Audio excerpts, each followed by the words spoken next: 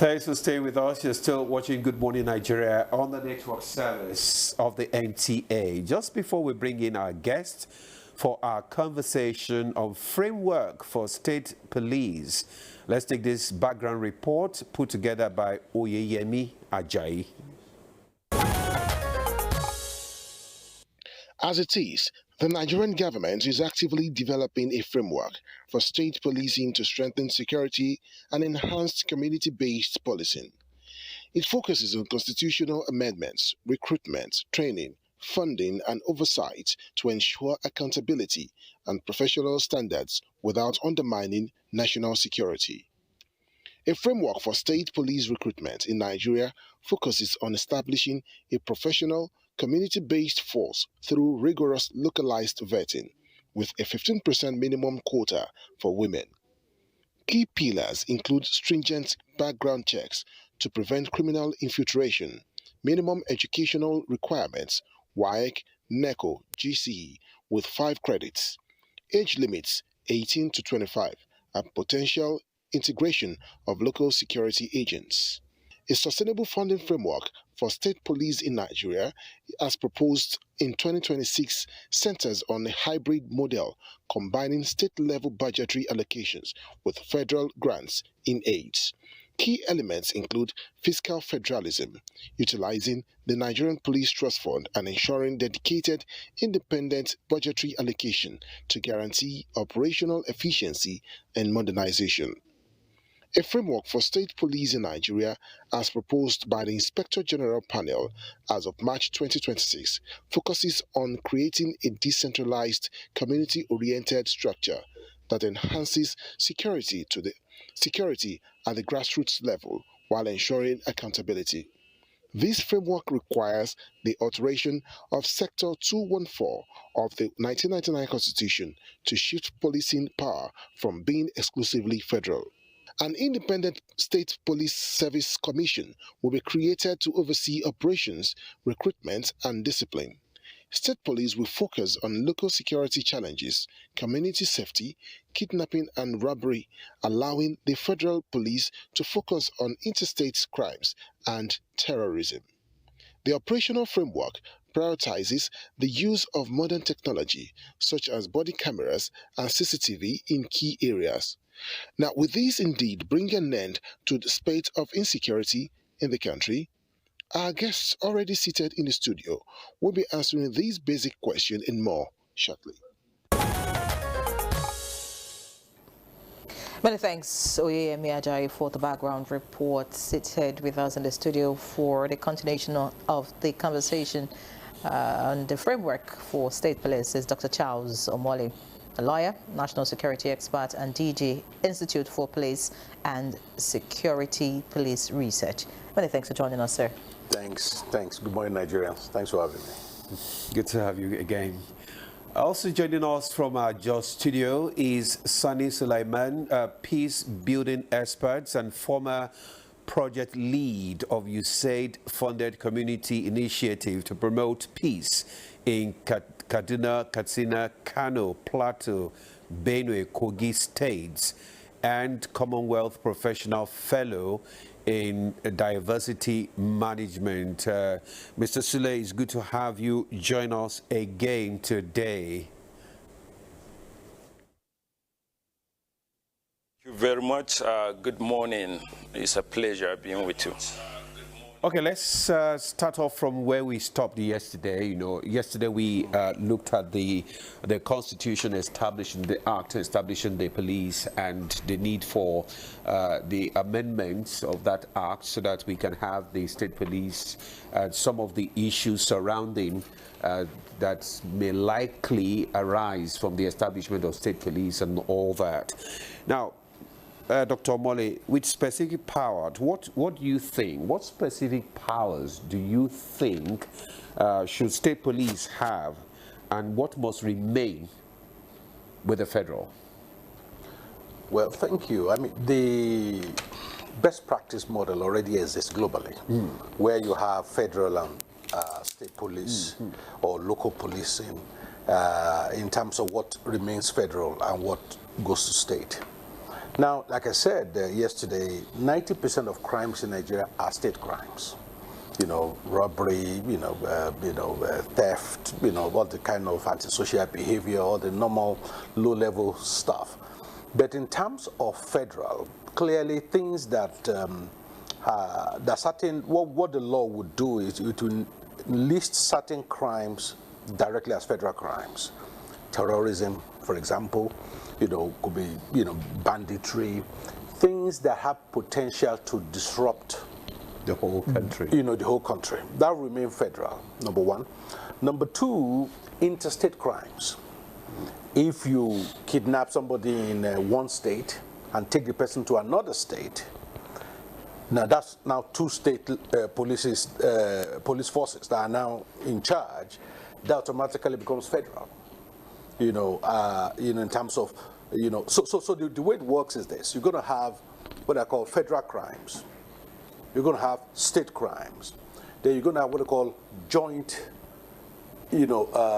investigative crime, which, either the federal will take lead and state will be part, state will take lead, federal will be part.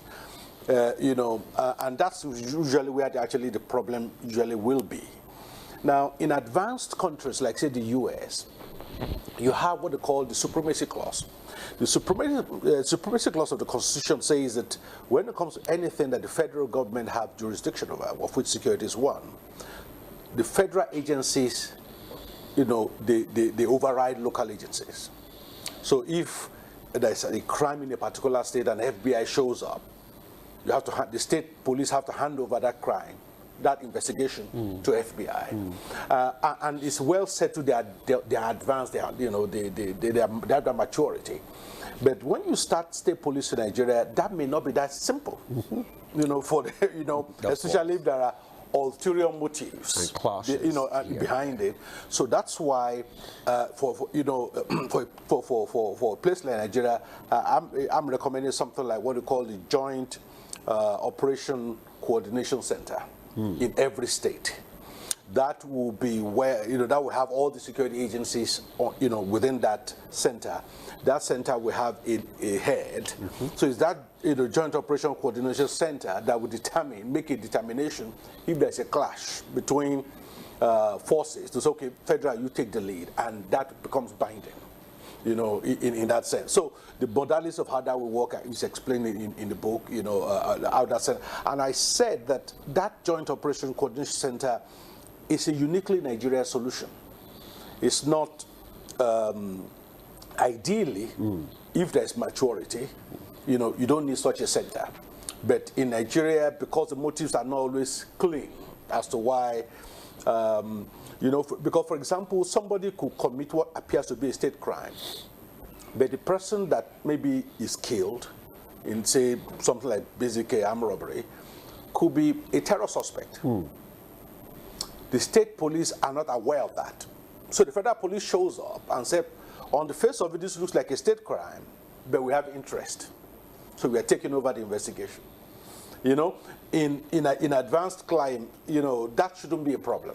But I can see in Nigeria, turf war will start. People will start, especially if there are, like I said, political underpinnings to these things. So that's why you need such a center to make the final decision as to which of the agencies, take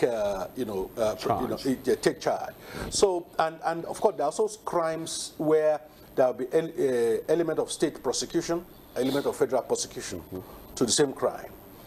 So it's quite clear that what needs to be clear. I mean, something as simple as in the U.S., for example, if you steal letter from a mail, somebody's mailbox, that is a federal crime in the U.S., even though you stole the letter from a local, somebody's local house. So there are specific crimes identified as federal crime. And that's what I think we need to do: federal crime, state crime, and crimes that are You talked about maturity, and you made use of that word like 3 times, and I'm asking, how would that maturity come to play in our own crime? considering, I mean, all the factors you have mentioned. And you talked about a center that determines if a crime is state or federal. So who controls that center?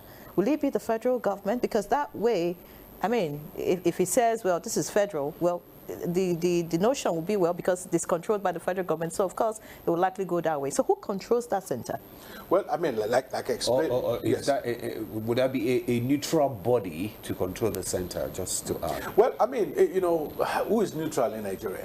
I mean, so I know where you're going with your question. But what I said is that, for example, that center will be made up of representatives of state police, you know, DSS, you know, all these paramilitary agencies will be represented there. The head of that agency, whether it's from federal or state, is slightly immaterial. The decision, for example, there's a clash between state and federal, who should take charge, and they call the head of that center because things are dynamic. He has to make a decision instantly based on facts available to him. So let's say he gives it to federal to take charge of that particular crime. That decision is now reviewable within 48 hours by the board of that center, of the joint center, which will now have all the security agencies there, and his majority carries the vote. So when I explain the reason why he feels it should be federal, that decision is either affirmed or, you know, reversed. So we can't get it perfect, but the idea here is that there needs to be some form of intermediary, so to speak. And the reason is because in Nigeria, things are not always altruistic. You know, I mean, you know, politicians have their own kind of motive, and they can mask it behind a legitimate investigation.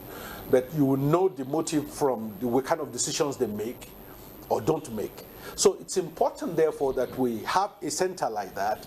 And in the book, I recommended that center should have a sunset clause to its establishment. So it's not something we need in perpetuity. It's just we need it for a period to allow the dual system to stabilize. And then, you know, hopefully maturity will kick in. All right, hopefully maturity kicks in. I'd like to get to Sani Suleiman now, who joins us from our Just studio.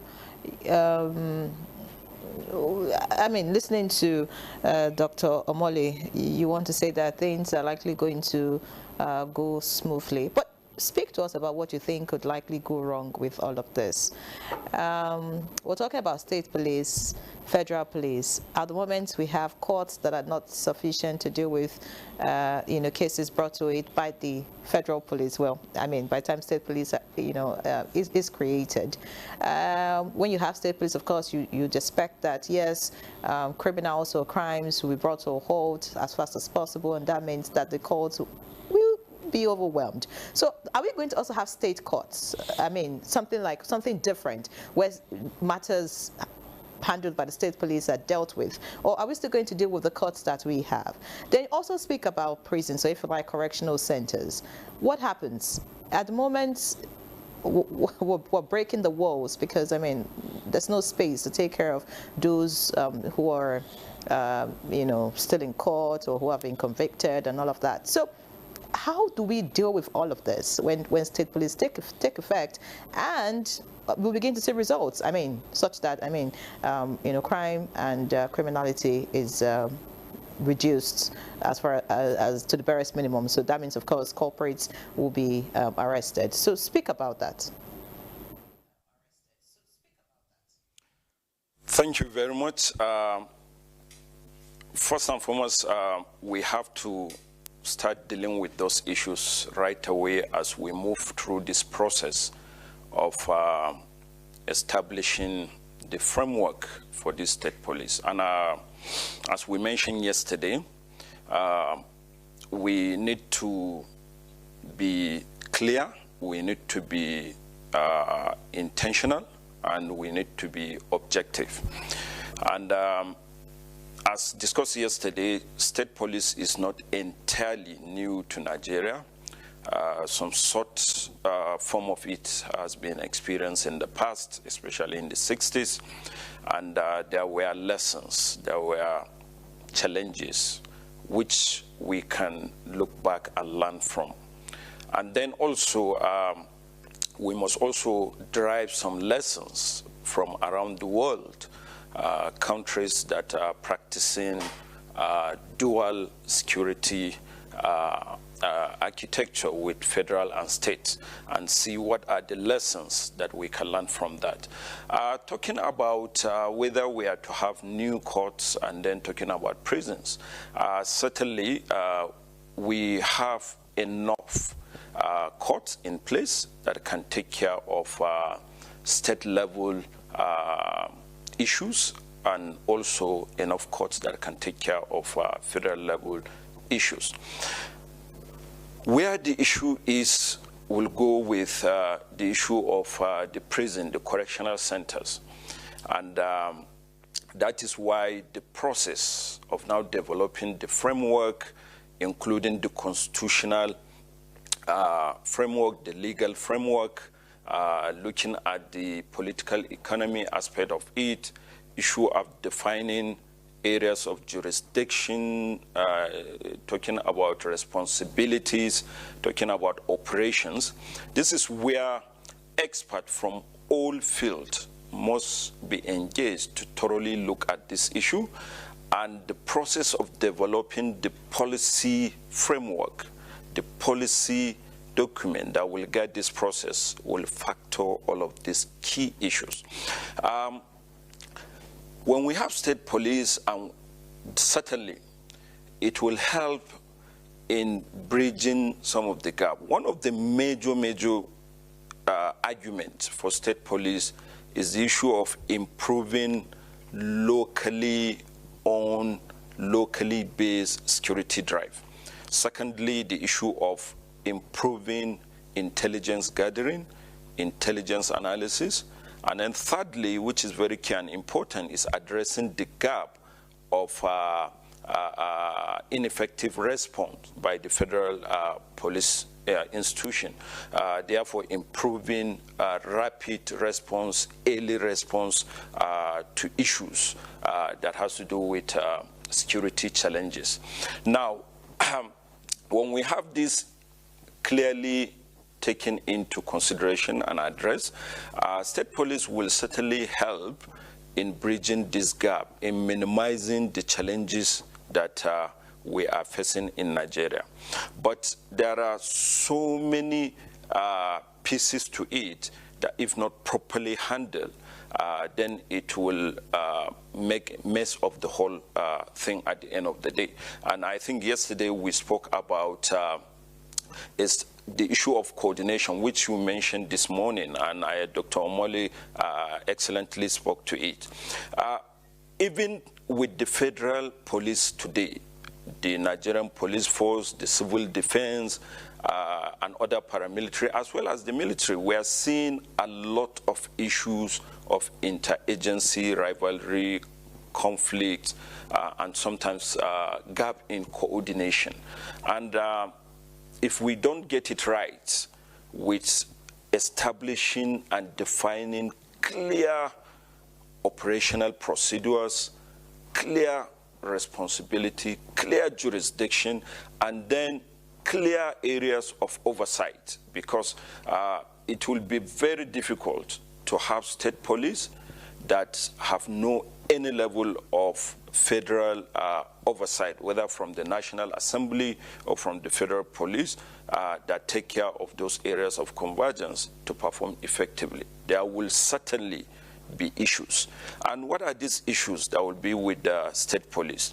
Because state police are expected to be locally driven, certainly issues of recruitment will be locally done, and every state has some context and dynamics that speak to the reality of those states. And if you leave this process of establishing the state police, recruitment, funding, everything to the state level, then it will create some gap that will lead to some form of conflict and issues that may likely undermine or challenge the proper and effective function of state police. And what are these issues? We need to have a standard, nationally acceptable standard operating principle that inform state police across states. But also it should factor specific individual state contexts, individual state realities. Secondly, we must talk about recruitment. It will be a big issue. We have seen situation, for example, with state electoral institution, where recruitment and appointment become tool for rewarding political followers, empowering relatives and friends, ethnic or religious alliance. If we do that with police at state level, then we run into a big trouble.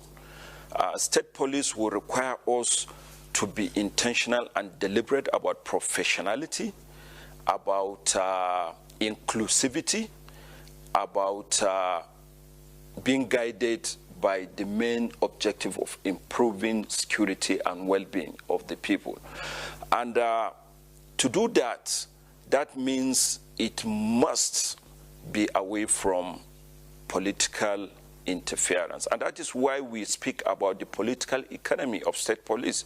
Some people argue that some state governors are interested in pushing for state police because it allowed them total control or power of coercion and control. And if it goes that way, then it will create more problem. It will do more harm than good that we are thinking. It will create more grievances, it will create more problem, and it can likely even add to increase in insecurity. And to ensure from onset that we do away with all this, then the constitutional, the legal, and all the other safeguarding framework must be strong enough to help. The issue of human rights, the issue of balancing stringent security effort with balancing with human rights and all that are all issues that will come into play. With the current situation of Nigeria, where communities based on long years of experience of intercommunal conflicts, weaponization of religion, politicization of virtually everything, communities are sharply divided along sensitive issues, identity, religion, ethnicity, and all that. And these are some of the boo-boo traps that may be on the way on the process of evolving and developing state police. And I think if our governors and then the National Assembly, as well as the Inspector General of Police, will work in synergy with effective collaboration from these preliminary stages and ensure that all these issues are adequately addressed, then we can minimize some of these risks, and possibly we can have a state police that will be effective, especially not in the area of doing magic to eliminate insecurity that we are experiencing, but in contributing to improving intelligence gathering, intelligence analysis, in providing information, in strengthening effective rapid response, in strengthening early warning and early response, and all that. Very much, Mr. Suleiman. You have raised a lot of issues, right from the issues of preventing governors for weaponizing the state police against opponents, the issue of recruitment, the issue of, ethnic tensions. You've raised many issues. We're going to be picking them one by one and just look into them in details. But before then, Professor Usman Tar is joining us from Borno State. Professor Usman Tar is the Commissioner for Information and Internal Security, Borno State. Is going to give us an update concerning the explosion at Monday Market in Maiduguri last night. Prof, can you just give us an update? What is the latest update now concerning the explosion? Thank you very much. As you are aware, yesterday, 16th of March 2026, at about 7:46 in the evening, when Muslim faithfuls were busy breaking their fast, even in iftar fast, the enemy attacked in about 4 locations. And immediately we triggered our response system. We evacuated the victims to hospitals, especially University of Maiduguri Teaching Hospital, Trauma Center, where most of the victims were being hospitalized. Immediately after that, we had a quick meeting with His Excellency the Deputy Governor, and that meeting involved all the security establishments, where we came up with a plan, an enhanced plan for patrol and monitoring of movement in the state capital. Apparently, the terrorists targeted Maiduguri metropolis, and this is a familiar pattern. Every year, at this time of the year and in December period, the frequency of attacks peaks, and that is exactly what happened. What we have been doing for the past 8 days is to target movement into Maiduguri at specific time and to also enhance night patrols. But what the terrorists did was to use around iftar, even in 5 o'clock, 4 o'clock movement of people using keke napep. The low-income people in Maiduguri use keke napep for movement back home from workplaces and so on. And the terrorists used those vehicles in order to plant IEDs in about 4 locations, including Monday Market, Babanlai, and University of Maiduguri Teaching Hospital frontage. And all these places were places where people gathered, either to move into the hospital to visit loved ones, or at the Monday Market to converge and do their quick purchases before dashing home, or places where people gather in large mass for iftar. So at the moment, Maiduguri is calm, and our enhanced security protocol, which we provoked yesterday, last night, sorry, is working. And people are going about their businesses, people are going about their normal lives. And as for the victims, we are working hard in order to identify the quantity, the number of victims affected, those that died and those that are to be hospitalized. And we are putting in place measures for quick response in terms of medical care, trauma support, advice for relatives, and so on. And the people of Maiduguri are resilient. In spite of the attacks, they know that the attackers are, violent people, people who do not wish Nigeria well, and people are vigilant. Throughout the night, last night, people were vigilant at homes, in work, in mosques, and trying not to allow any suspicious character to, infiltrate worship places. And the intelligence showed that the terrorists actually primed young children below the age of 18. And that is not something that we focus on. Actually, we are focusing on adult bearers of, those explosives. And we are also focusing on probably women who wear hijab and so on. But they now primed young children. They put them on keke napep instead of, other vehicles that they normally use. So they took us by surprise. But we are able to intercept more of the primed we're able to intercept some, and we're able to ward off, because the intelligence showed that at least 11 were primed and brought into Maiduguri, but not more than 4 were detonated. So it means that either the rest escaped or they were intercepted by our gallant forces. Thanks, Professor Tar. We sympathize with you and the people of Borno State.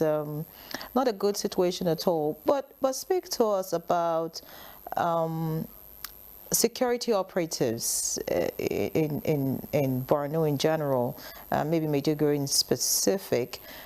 Would you say that there was a weakness in terms of intelligence and surveillance? Because I mean, this incidents like this, I mean, long forgotten in Maiduguri, you know, I mean, the city center, well. So what do you think is fueling this new wave, or if you like, the incident that happened yesterday?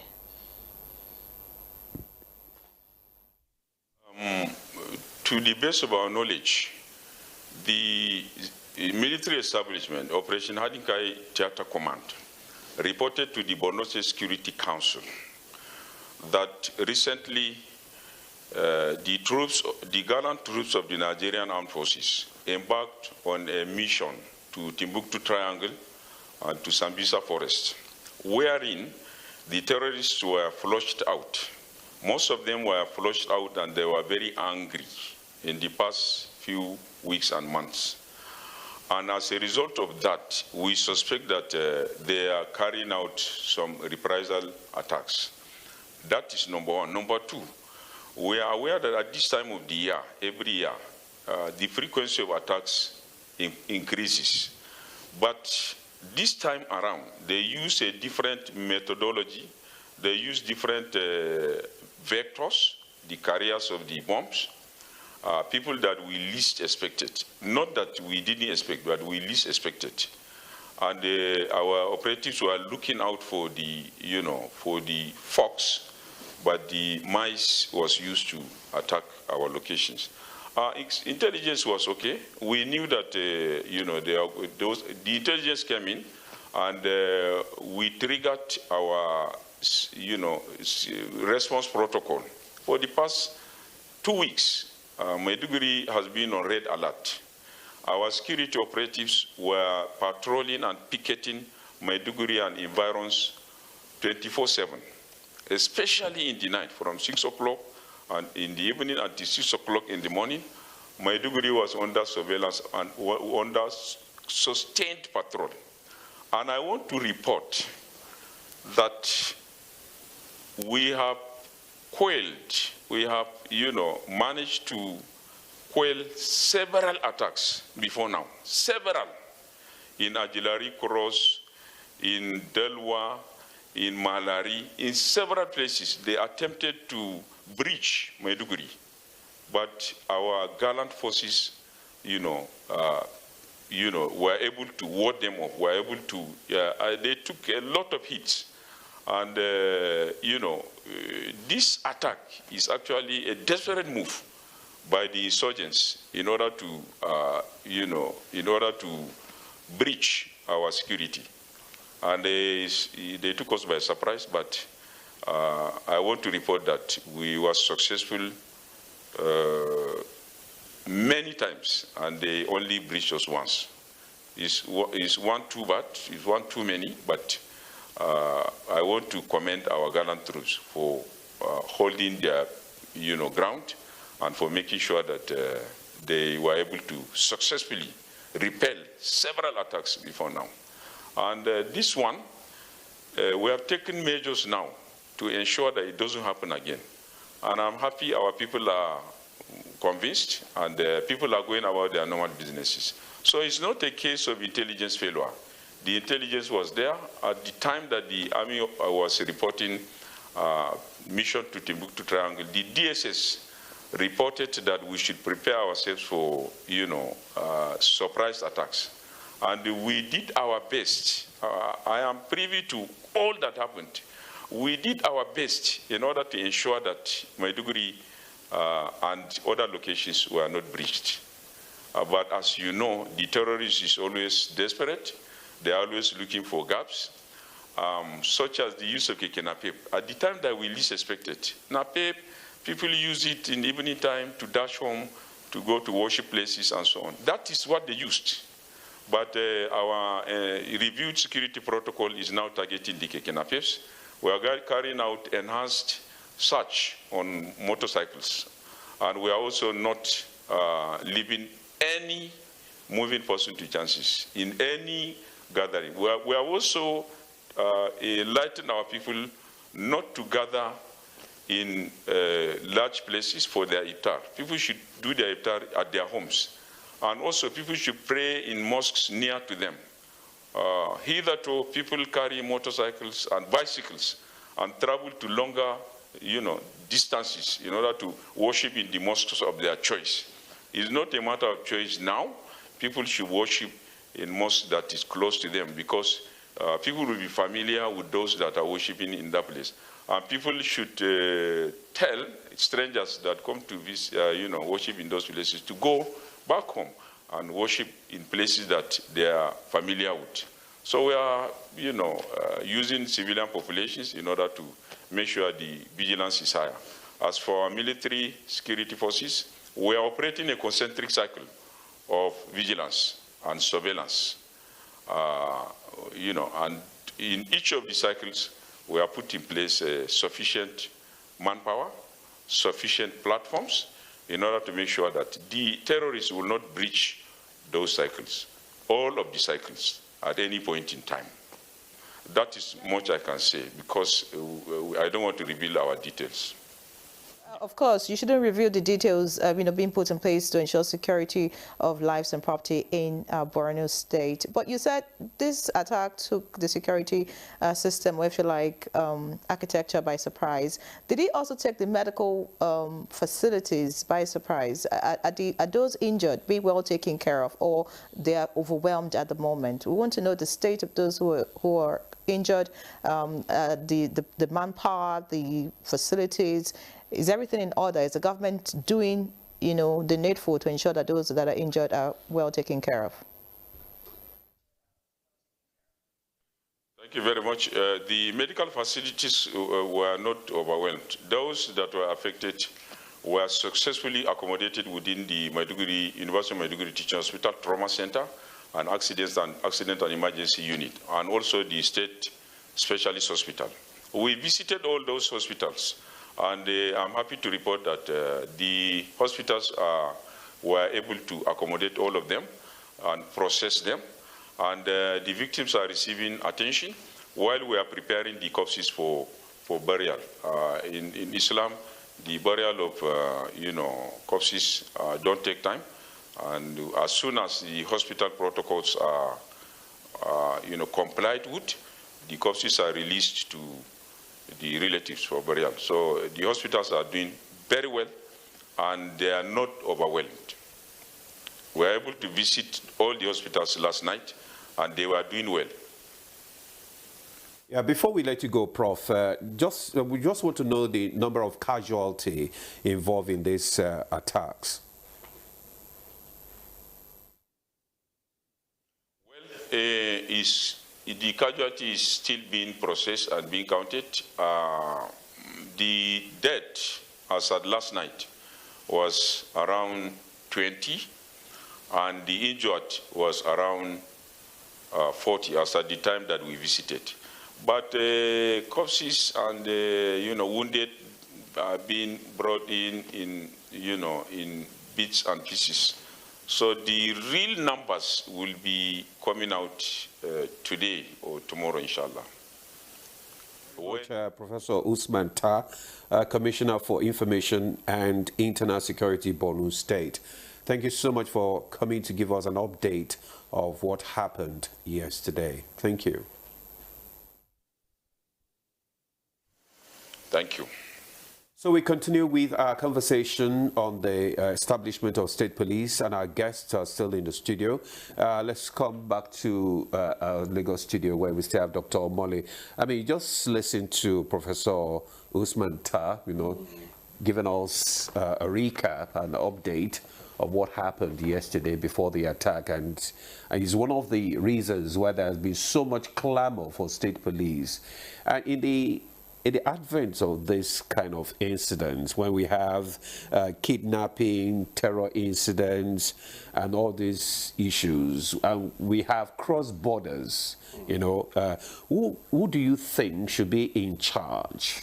Is it the state or the federal? Or how do you think the evidence should be shared? Well, assuming we have state policing at the moment, this clearly will be a federally led investigation because of the nature. I'm sure terrorism will be identified clearly as a federal crime, regardless of where it takes place. But I think if we, it's almost like the more things change, the more things remain the same. Look at hearing the commissioner. One thing I think about policing paradigm that we need to understand is this. All over the world, policing is built on one premise, that 90+% of the population are generally law-abiding. So you build a policing system to concentrate on the 10% that constantly break the law. That is the policing paradigm in advanced countries. But the challenge we have in Nigeria is that it looks like it's the opposite. That only 10% have the propensity to be law-abiding, and therefore you have 90% that have this penchant to break laws, and therefore you need to police them. So because of that, there is always this tension that we need more police officers, we need more numbers. The truth is that there's nowhere in the world, even if we have 2 million police officers in Nigeria today, that you can secure every inch of this country. That is why what Prof said yesterday in our discussion has to come in terms of the socio-economic drivers of insecurity. It's not just about what's it called, guns and and kinetic actions.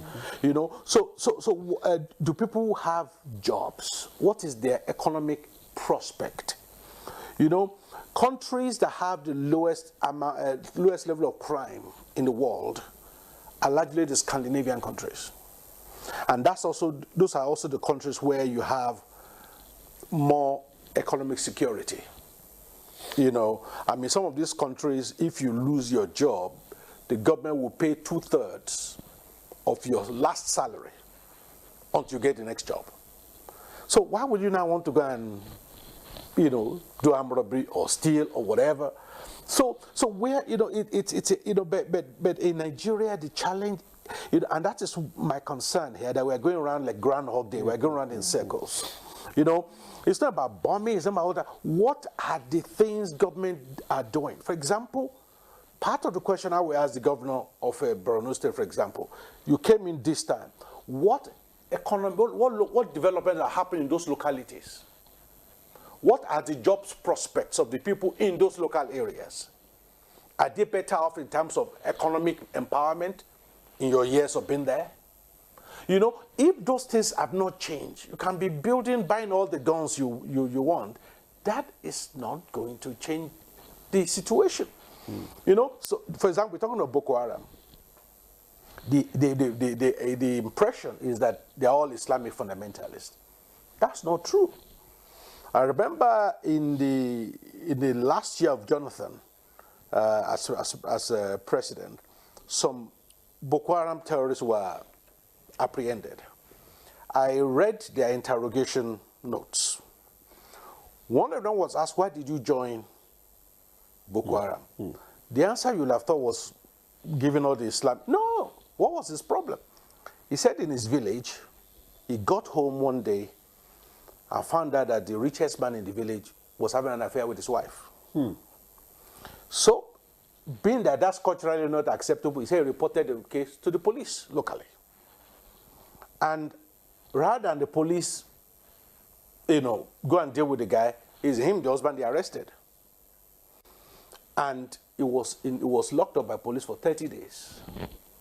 He claimed he was tortured or whatever.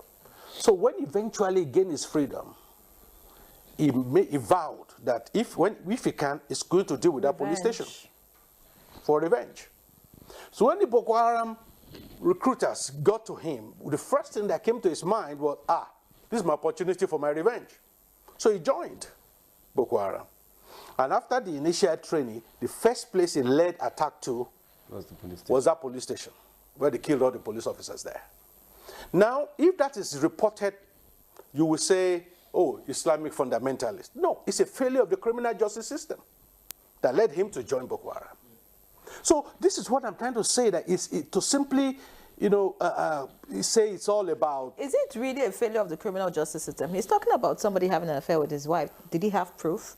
Was he able to substantiate that But that's claim? not the issue. The issue is that was it the one that should have been locked up for 30 days? That's the question. That's the failure of the criminal justice system I'm talking about. Well, so many issues. But, you know, when you talked about, you know, Borno State, not to speak for the people of Borno or the governor in any way, but being in the news and seeing some update from Borno State. I mean, schools have been built, you know, in some of those towns. Houses have also been built just to ensure that, you know, the people are comfortable. And of course, in terms of agriculture, the state is, you know, doing their best to assist farmers just so that they can return to their farms and have a source of livelihood. But quite unfortunate that, you know, peace is not returning to the home of peace, you know, as we expect. But let's continue the conversation on state police. And I'd like to get to our guest in Jos, Sani Suleiman. When you spoke earlier, you talked about the fact that recruitment of the personnel in the state police should not be left to the state governments alone.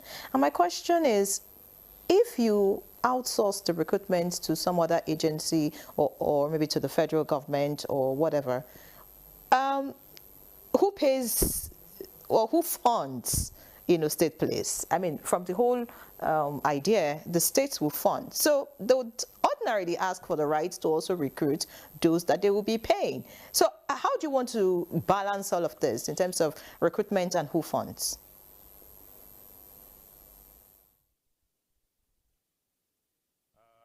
Thank you. Let me quickly, before I answer you, speak to this Maiduguri situation, that the recent incidents of heightened attacks targeting military formations and now targeting soft targets of markets, hospitals, and other places is a serious indication of resurgence of insecurity. It's an indication that despite the gains recorded by our military and security operatives, that these insurgents and terrorist groups still have capacity to cause havoc. And that indicates that we need to really go back to the drawing board and look at intelligence gap. I agree with the commissioner, it may not be called intelligence failure, but I think there is gap there. And then looking at issue of timeline as a tool of analyzing security situation.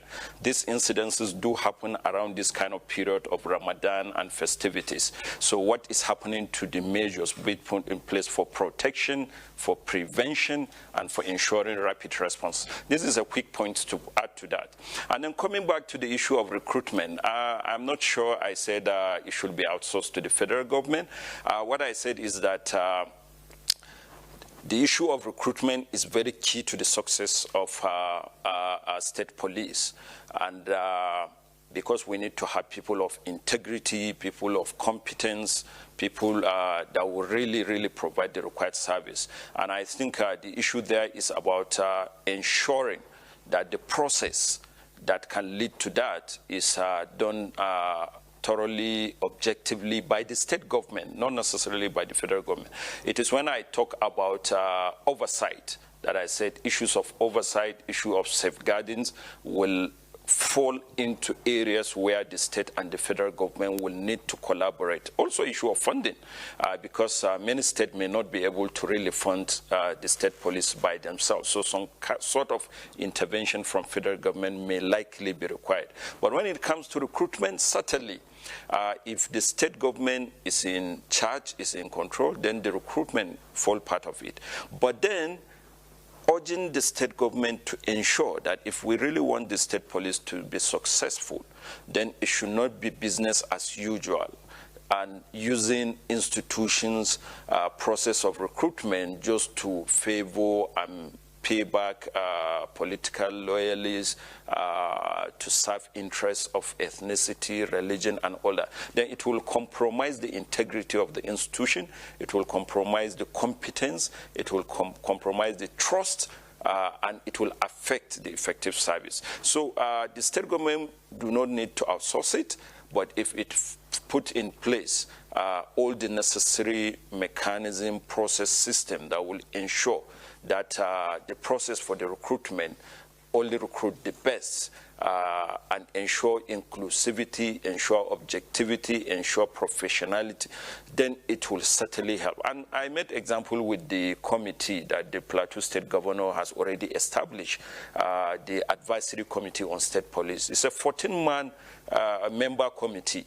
And I think the governor has been commended, and I commend the governor for ensuring some sort of inclusion, having members from across different parts of the state, having representatives from different communities, having mixed representation from different religion, but then also having professionals from retired military, retired security operatives. And I said, if the process will continue that way of ensuring that it is not about bringing in people into this process just to compensate them for political support, but people are identified based on their experience, based on their competence, based on their resourcefulness, irrespective of which group they come from, and then also issue of inclusion and diversity and sensitivity and all that are put into perspective, then the state government at the end of the day will likely get it right to substantial part of the process, and it will help at the end of the day, because if we don't have the right people who will be in charge of this state police, who will be in charge of the operation, who will be in charge of managing the process, then it is dead on arrival.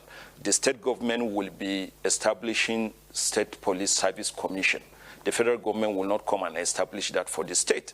And if people see it as a means of political compensation, just to bring somebody and say he is the chairman of the Police Service Commission, just because he's a party man or because he is a friend or because he has supported the election, then we may likely get it right. We need to really get, even if it will have that political compensation component, but it should be somebody who is professionally qualified, who has the integrity, and who can earn the trust of the people to really work the process where the state police will be owned by the people, trusted by the people, supported by the people through all the process and the steps. Mr. Suleiman, for that, the issue of recruitment actually is a major one. When we talk about recruitment, training for the officers to have at least one professional standard across the 36 states of the country. If not, there will be challenges here and there. We'll take a pause there, and when we return, we'll look at some of the comments and the questions that have been sent by some of our viewers. Also, we want to encourage our viewers to send in your comments and questions via the number displayed on your screen. Send SMS or WhatsApp messages so that our guests can respond to them. Stay with us. We'll be back shortly. Yes, thanks for staying with us. You're still on to Good Morning Nigeria on the network service of the NTA, and the discussion is still on the creation or establishment of state police in Nigeria. And our guests are still here, and just before we took that short break, we're talking about the issue of recruitment and training of the police and having one professional standard across board. We like to chip in because it's important that they have a standard, a professional standard. So how do you think that should be done? Well, I mean, before we take the comments. I mean, the first thing is, who will form the first cohort of state police officers? Right now, by the end of this year, we're going to have, give or take, 450,000 police in Nigeria. Personnel. From my assessment, a federal police alone will need at least about 250,000 officers. So that means that 200,000 officers are available to be deployed to their states of origin. You see, the initial intake of state police have to come from the current Nigeria police force.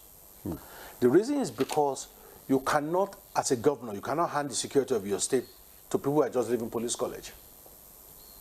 You can't say, well, I will recruit my own and then put a bunch of inexperienced men around you. That can't happen. So the current Nigeria police force, you have to provide the initial intake. Governors can now recruit, to augment the numbers. But in terms of recruitment, what we need to do is replicate what's happening at the federal level in some respect, in terms of inclusivity and the spread of the recruitment. We don't want a situation where the governor is a particular tribe, for example, and then practically all the police recruited are from that tribe. That would be a problem.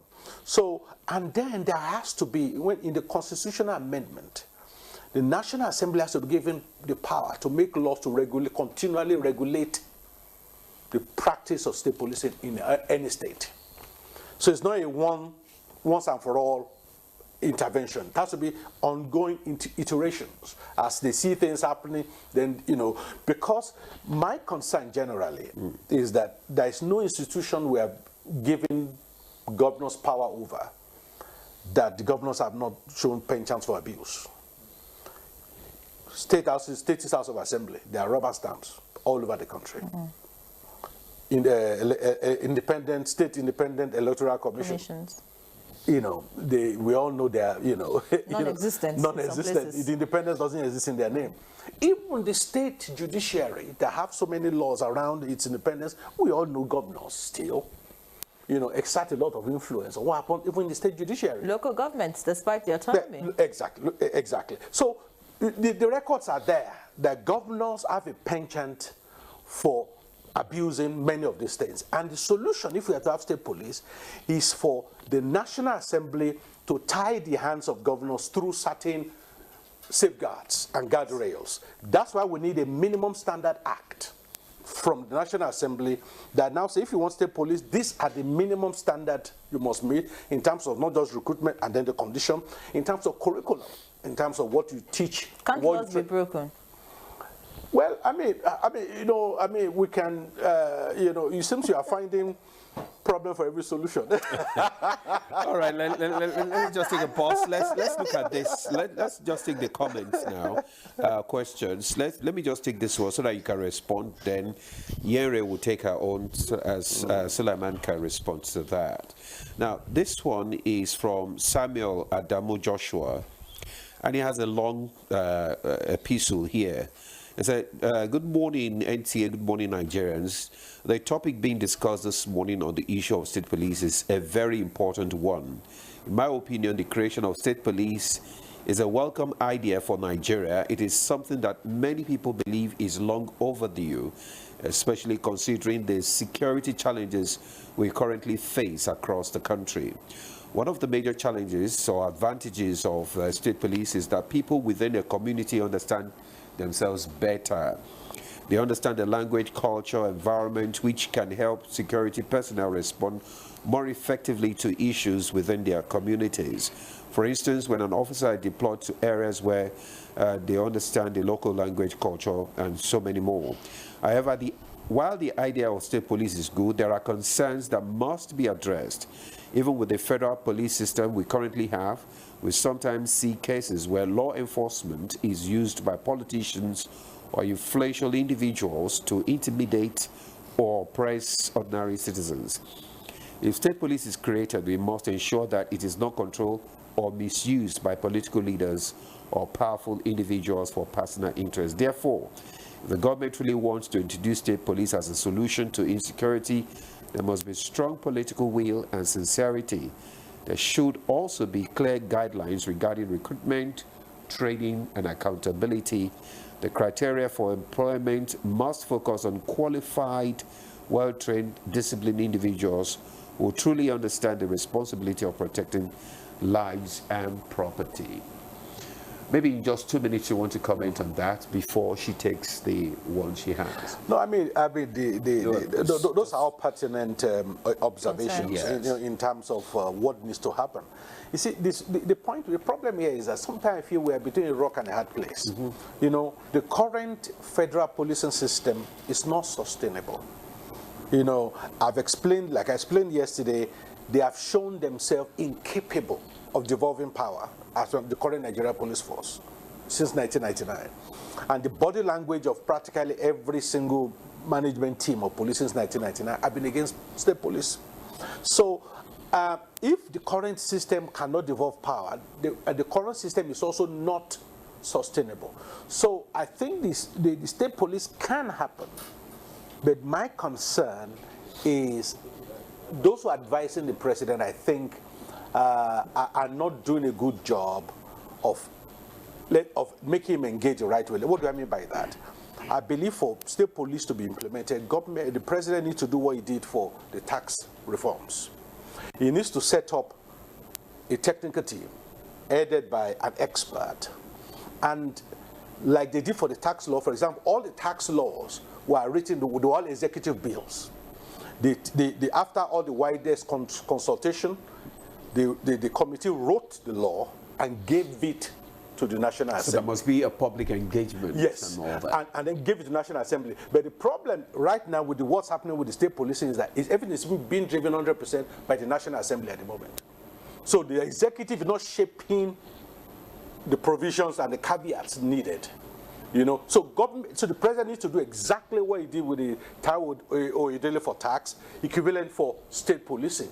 And they should begin to shape what happens in state policing. All right. I'll read more messages. By the way, I've been trying to skim through your book, and there's a particular paragraph I would like to read, much later. But let me read the messages that we have from our viewers.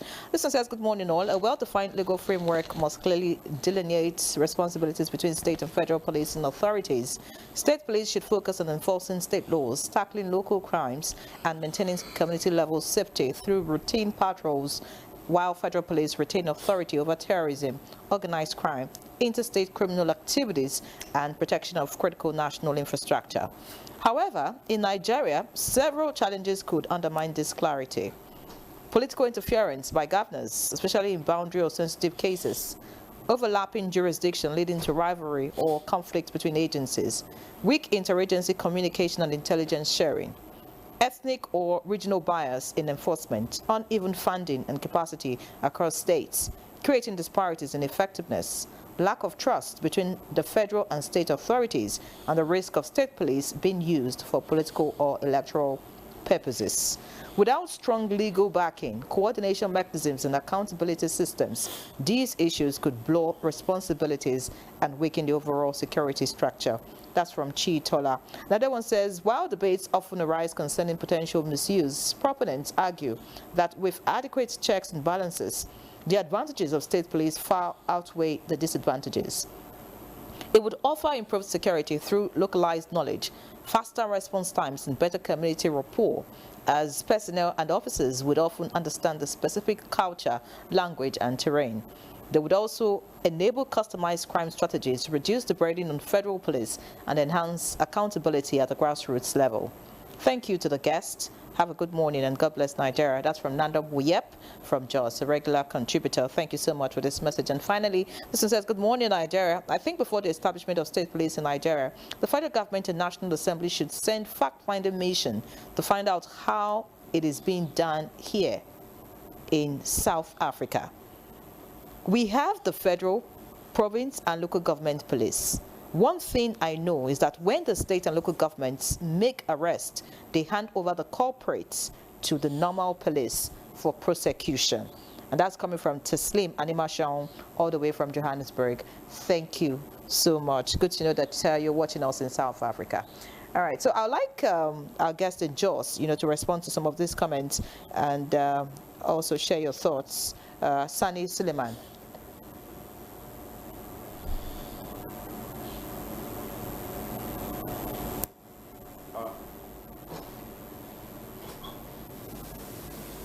So these are some of the pertinent issues we keep hitting on since yesterday, that the federal government need to really demonstrate to Nigerians that it is not just about political expediency, it is not just about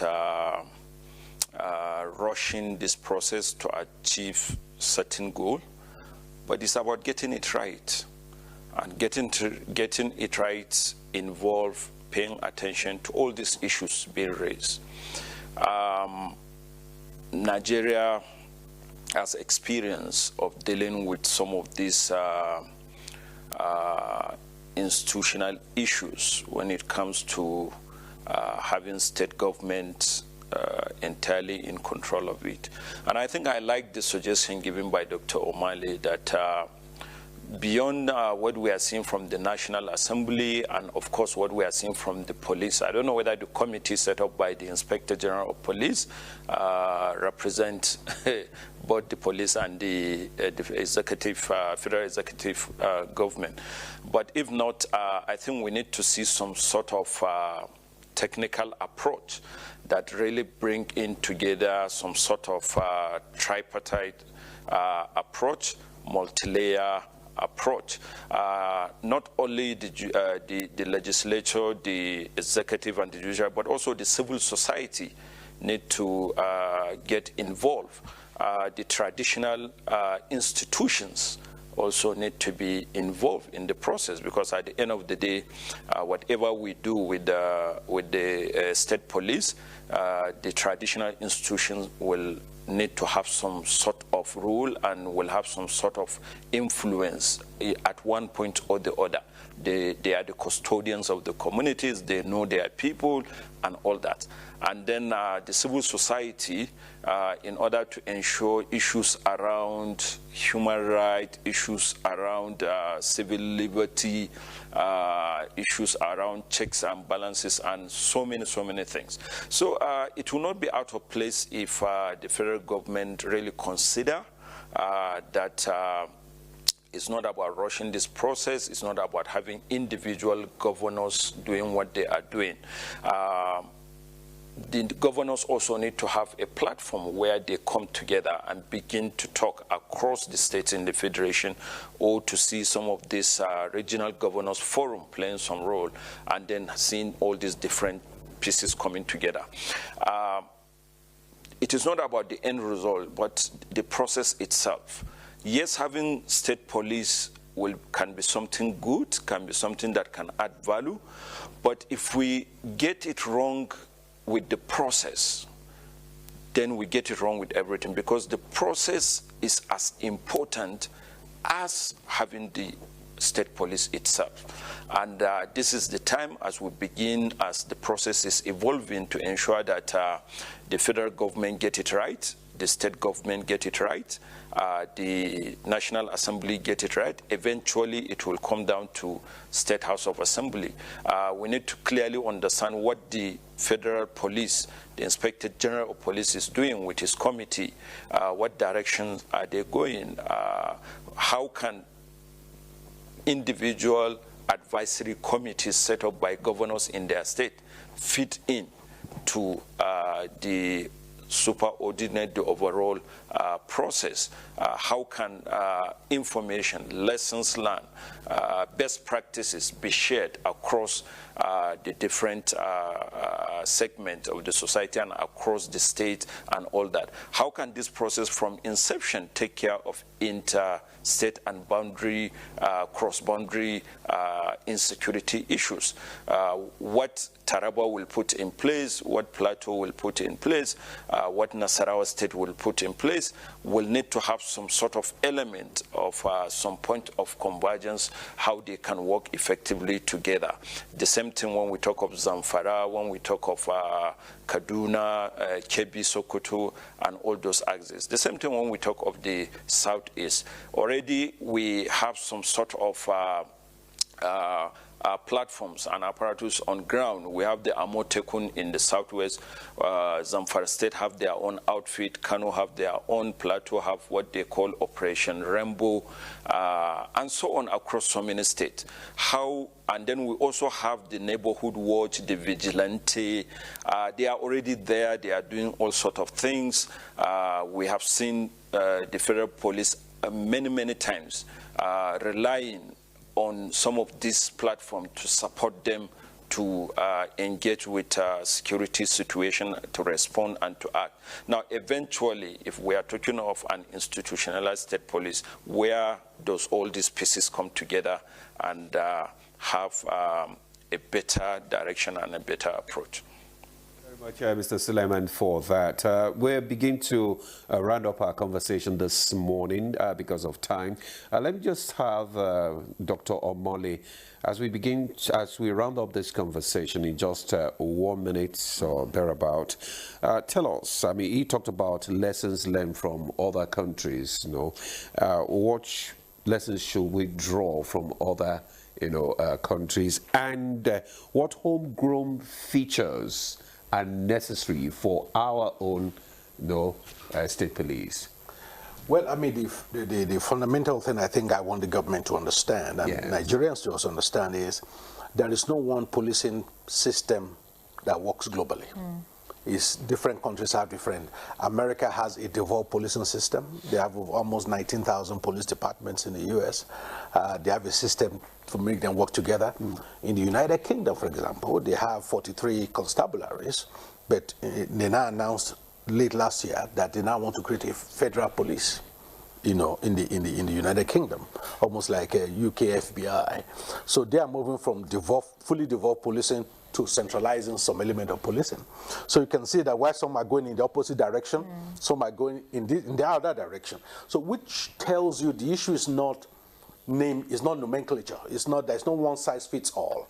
And I think if we bear that in mind, that means we have to design a system that suits us as a homegrown. All right. Not just borrow from anywhere and then do cut and paste. All right, thank you so much. We need to go. Time is completely out. Your book, Implementing State Policing in Nigeria. I'd like to end with this paragraph. I'd like my director to permit me. It says, the greatest risk after state police is delivered is not that we will have too many uniforms. The real risk is that we will have too many agencies doing the same work, stepping on one another's toes, duplicating arrests, losing evidence, fighting for headlines, and leaving the public confused about who is in charge. I'd like to end with that line. Thank you so much, Dr. Charles Omole, lawyer, national security expert, and DG, Institute for Police and Security Policy Research. It was indeed a pleasure, and thank you for your insights. Thanks for having me. I hope people will get to read your book, and of course, especially the committee is implementing the state police, so they can draw some ideas from what you have put down. Also, Sani Suleiman, peace building expert and former project lead of USAID-funded community initiative to promote peace in Kaduna, Katsina, Kano, Plateau, Benue, Kogi States, and Commonwealth Professional Fellow in Diversity Management. Thank you so much, sir, for sharing your insight with us. Indeed, a pleasure. Looking forward to having you some other time. Thank you. So that's about it on our program this morning on Good Morning Nigeria. I'm Henry John, live locked on the NTA. Madam Olade, do have a lovely day.